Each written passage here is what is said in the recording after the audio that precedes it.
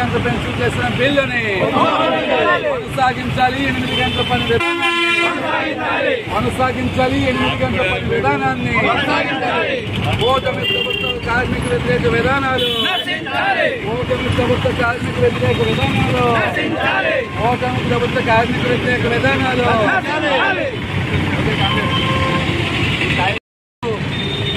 8 గంటలుగా ఉన్నటువంటి పని విధానాన్ని 10 గంటలకి పెంచుతూ యాజమాన్యం అవసరమైతే మరో 2 గంటల 12 గంటలు కూడా పెంచుకునేటువంటి వెసులుబాటు ఇస్తూ ఒక దుర్మార్గకరమైన బిల్లుని ఆంధ్ర రాష్ట్ర అసెంబ్లీలో తెలుగుదేశం, జనసేన, బీజేపీ కూటమిలో ఉన్నటువంటి కూటమి ప్రభుత్వం బిల్లు పెట్టి ఆమోదించుకుంది.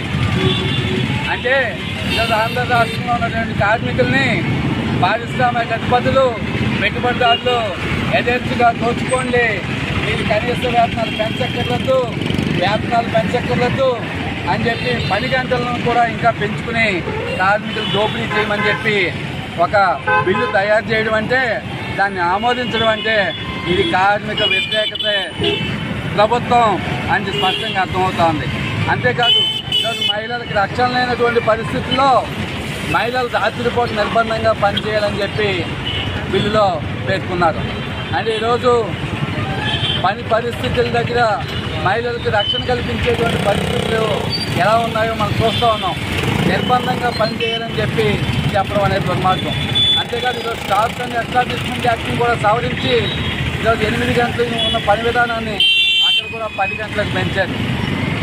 అదే నిలువు కాళ్ళ మీద ఉదయం 10 నుంచి రాత్రి 10 వరకు వాళ్ళు కనీసం కూర్చోవడానికి కూడా అవకాశం లేకుండా ఈ షాపుల్లో ఉద్యోగులు పనిచేస్తూ ఉన్నారు.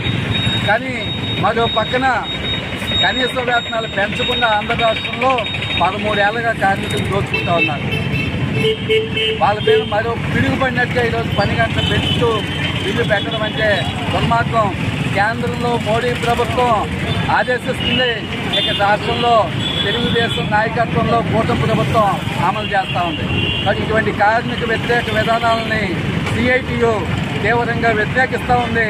ఆంధ్ర రాష్ట్ర అసెంబ్లీలో పెట్టినటువంటి ఈ 10 గంటల పెంపు బిల్లుని ఉపసంహరించాలని, 8 గంటల పని విధానాన్ని యథాతథంగా కొనసాగించాలని, రాత్రిపూట మహిళలు నిర్బంధంగా పనిచేయించేటువంటి బిల్లుని రద్దు చేయాలని చెప్పి ఈరోజు తూర్పుగోదావరి జిల్లా కేంద్రంలో రాజమహేంద్రవరంలో సిఐటియు ఆధ్వర్యంలో నిరసన తెలియజేస్తా ఉన్నాం.